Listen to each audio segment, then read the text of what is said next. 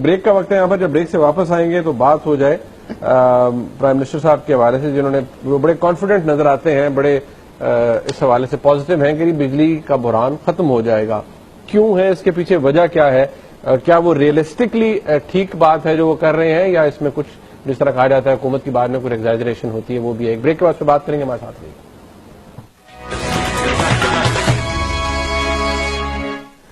एक दफा फिर आपको खुशामदीद कहते हैं आपस की बात में। नैन साहब, प्राइम मिनिस्टर साहब फरमाते हैं कि बिजली का बुरहान जो है वो हम खत्म कर देंगे 2018 तक। तो कितनी रियलिस्टिक स्टेटमेंट है? क्योंकि इसके हवाले से बहुत सी बातें की जाती है कि बहुत सी चीजें, बहुत से प्रोजेक्ट्स जो हैं वो कमीशन जरूर हो गए हैं, बंद जरूर रहे हैं, लेकिन ये नहीं पता कि वो 2018 से तक वो बिजली उस तरह प्रोवाइड कर सकेंगे जितना जो हुकूमत का टारगेट है।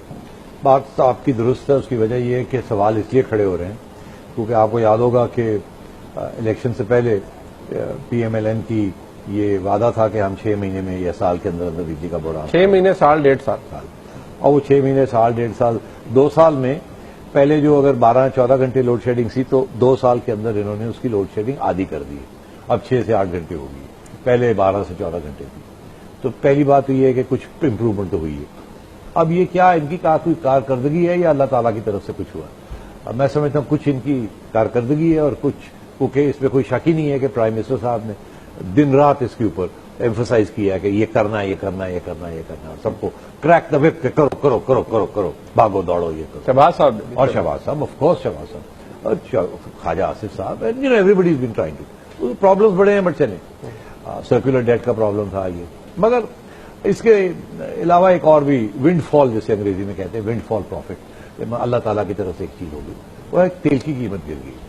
जब तेल की कीमत गिर गई है तो वो पावर प्रोजेक्ट्स क्योंकि बंद पड़े थे, क्योंकि वो इनएफिशिएंट थे, उनकी भी कैपेसिटी अब बढ़नी शुरू हो गई है।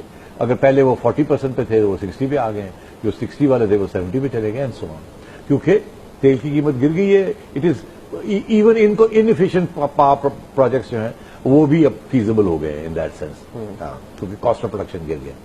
तो और वो by the way it's a big, तेल की कीमत 40% गिरी है, इट्स अ बिग थिंग। हाँ, बहुत बड़ा गवर्नमेंट के लिए एडवांटेज है। एक तो ये, और दूसरा ये कि क्योंकि गवर्नमेंट को ब्रीदिंग स्पेस मिल गई, ब्रीदिंग, और circular debt on account of electricity और पावर शॉर्टेज वो कम हो गई है।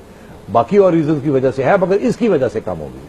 तो मैं ये समझता हूं कि दोनों रीजन की वजह से इंप्रूवमेंट तो हुई है। 100% इंप्रूवमेंट समझ ले। अगर 14 घंटे थी तो अब हो गई है 6 घंटे, 7 घंटे हो गई है। तो डोमेस्टिक की इंडस्ट्रियल लोड शेडिंग तो अभी भी मेरा ख्याल है कि जो वो फीडर्स हैं वहां तो 1 घंटा 2 घंटे से ज्यादा नहीं है, वो भी कहीं नहीं, कहीं तो 100% मिल रही है। तो जनरली इंप्रूवमेंट हुई है। दूसरी चीज ये है कि जो इन्होंने पावर प्रोजेक्ट्स लगाने जा रहे हैं वो मेरे हिसाब से इन्होंने कोई अगले 3 साल के अंदर अंदर कोई 14,000 मेगावाट्स ऐड करना है। मगर वो और बात है कि 2020 तक इनको 30,000 मेगावाट की इनकी डिमांड होगी, और अभी इनकी सिर्फ 14,000 के करीब है, और अगले 2 साल में ये 18-20 हजार तक जाएगी। सो आगे गैप्स आने हैं।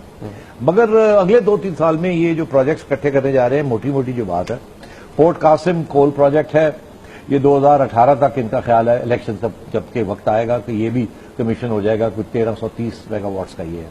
एंग्रो थर कोल है, ये भी 660 का है, ये भी 2 स्टेजेस में 2017-2018 में आधा करके ये ऑनलाइन आएगा। साहिवाल कोल है, ये भी 660 करके अगले 217 में, फिर 218 में ये भी आएगा 1320 का। फिर उसके बाद सॉल्ट रेंज कोल है 300 मेगावाट, हबको कोल है 660, थर कोल है 660, सोलर एनर्जी है, फिर विंड है, फिर ये इस किस्म के हैं। फिर नीलम जेलम का जो है वो हाइड्रो पावर है, वो कोई 1000 के करीब है मेगावाट। चश्मा न्यूक्लियर आ रहा है ऑनलाइन 2017-2018 में, ये मिलके 680 हो जाएगा by the end of 2000, middle of 2018। Gas genco की जो वो प्रोडक्शन है वो 16,000 है। LNG आना शुरू हो जाएगा, वो कुछ 16,000 कंट्रीब्यूट करेगा, ये 2017 तक आ जाएगा। जामशोरो कोल है, तो ये मिला मिलू के कुछ 1300 साढ़े 13,000 मेगावाट्स। उसमें से आप समझें कि 30% पूरे कमीशन नहीं होंगे, कुछ इलेक्शन के बाद आएंगे, कुछ उससे पहले आ जाएंगे, कुछ डिलेज हो जाएंगी। तो मतलब है कि बेस्ट केस सिनारियो जो है वो 12,000 के करीब 12,000 मेगावाट ऐड हो जाएगा, जो सिस्टम में ऐड होगा, सिस्टम में ऐड हो जाएगा, which is a huge amount. और अगर ये हो जाता है तो लोड शेडिंग जीरो हो जाएगी। और अगर वर्स्ट केस सिनारियो ये है कि 8-9,000 हो जाएगा, 8-9,000 के साथ भी लोड शेडिंग जो है वो 2 घंटे तक आ जाएगी। मतलब फिर तो वो नेग्लिजिबल लगा। मैं यही कह रहा हूं आपसे मुनीब कि वो नेग्लिजिबल बात है कि जिन लोगों को 14-14 घंटे और 12-12 घंटे लोड शेडिंग रही और बिजली आती नहीं थी और अस्पताल चलते नहीं थे, पेशेंट्स उड़ जाते थे, स्मॉल स्केल इंडस्ट्री बंद पड़ी थी, वो सब कुछ चलता। इवन बड़ी इंडस्ट्री बंद पड़ी, बड़ी इंडस्ट्री बंद पड़ी। 2 घंटे तो यार कुछ पता भी नहीं चलता, हमें आदत भी हो गई है। 2 घंटे बिजली नहीं है, स्पेशली इन विंटर, तो इट डजंट रियली मैटर। और अगर इंडस्ट्री को मिलता जाए तो फिर ना अनएम्प्लॉयमेंट होती है, तो ग्रोथ भी होती रहती है। तो मैं समझता हूं बिजली का जो बहरान है, इन माई असेसमेंट, ये बहरान अगले 2 साल में ये हुकूमत कामयाबी के साथ निपट लेगी और ये एक इलेक्शन इश्यू उल्टा बनेगा। पहले ये बना था इनके खिलाफ, जरदारी साहब को तो ऑब्वियसली उनके खिलाफ गया, और अब ये इनके हक में जाएगा कि हमने आपको ये वादा किया था, आप देखिए वादा पूरा हो गया। और क्योंकि बिजली भी इतनी महंगी नहीं होगी जितनी पहले जिस रेट से महंगाई हो रही थी,